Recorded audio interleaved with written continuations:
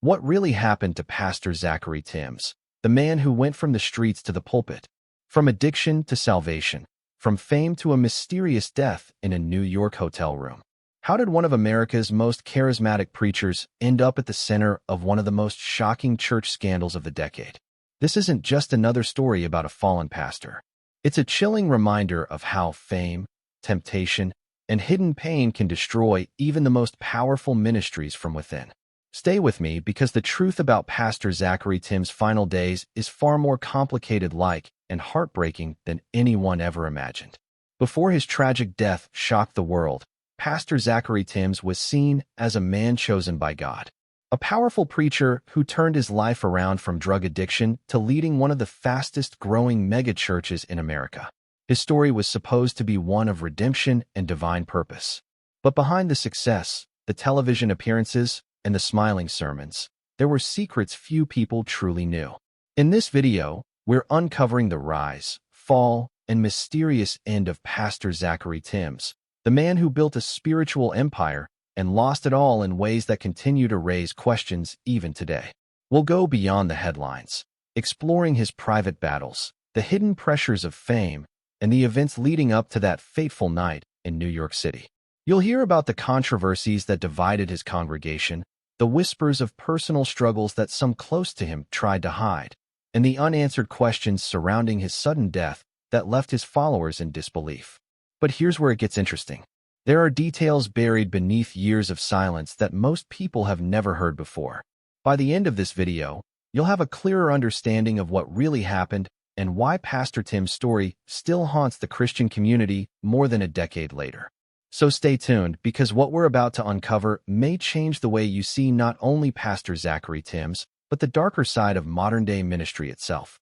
Before the fame, before the megachurch, before the national spotlight, there was a young man from Baltimore who many had written off long before he found his calling. Zachery Timms was born on April 18, 1969, in a world filled with hardship, violence, and broken dreams. His early life was marked by struggle, a single-parent home, limited resources, and the constant lure of the streets. By his teenage years, Timms had fallen deep into the grip of drug addiction. Crack cocaine became his escape from the pain and instability of his surroundings. He wasn't a preacher, a role model, or a visionary. He was just another statistic waiting to happen. But something unexpected happened that changed everything. At just 19 years old, after being arrested and facing the very real possibility of prison time, Zachery Timms claims to have had a divine encounter while locked up. In his own words, he described hearing the voice of God, telling him that his life had a greater purpose. It was in that jail cell that he made a promise. If God gave him another chance, he would dedicate the rest of his life to ministry. After his release, he kept that promise. Determined to rebuild his life, Timms enrolled in college, eventually earning a degree in psychology from the University of Maryland. During this time, his transformation began to inspire others around him. He wasn't just preaching about change. He was living proof that change was possible. In the mid-1990s, Timms moved to Florida with his then-wife, Reva Timms, to start what would become the New Destiny Christian Center in Apopka, just outside Orlando. The church began humbly, a handful of people gathering in a small space, praying, believing, and hoping for growth. But Zachery's charisma, energy, and personal story drew people in like a magnet. Week after week, the crowds grew. People were moved not just by his sermons, but by his authenticity. He spoke openly about his past, his addiction, his mistakes, and his redemption. That transparency made him relatable, especially to people who felt broken, lost, or undeserving of grace. By the early 2000s, New Destiny Christian Center had exploded in growth. Thousands attended his services each week. His sermons were broadcast nationally on the Trinity Broadcasting Network, where he quickly became a rising star in the world of televangelism. He authored books, traveled internationally, and connected with influential pastors and leaders across the country.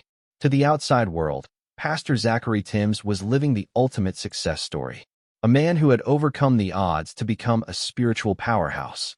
His life was the embodiment of hope, a living testimony that God could redeem anyone. But behind the applause, the bright lights, and the inspiring messages, there were cracks forming. cracks that would soon widen into something no one saw coming. Because while Zachery Timms was helping thousands find redemption, he was quietly battling his own demons all over again.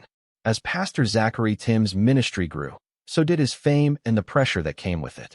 What started as a local congregation of a few dozen quickly turned into a global ministry touching tens of thousands.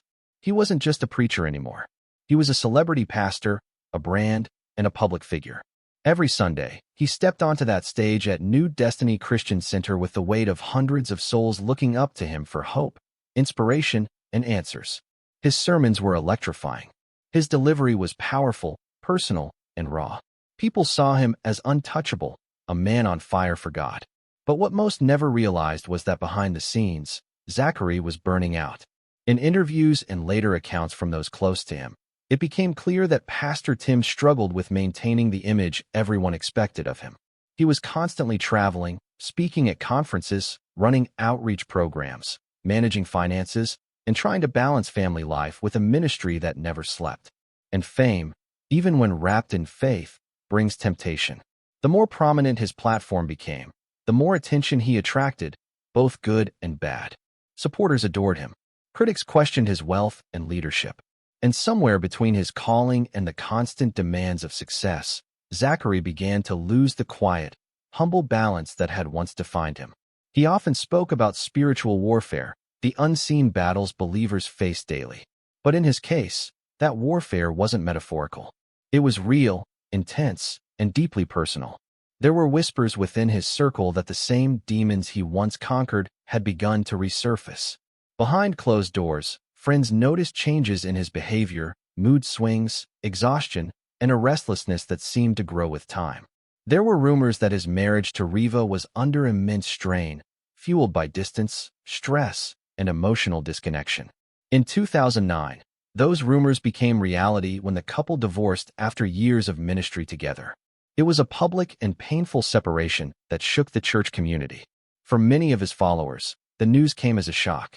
How could a man who preached about faith and family lose the very thing he valued most?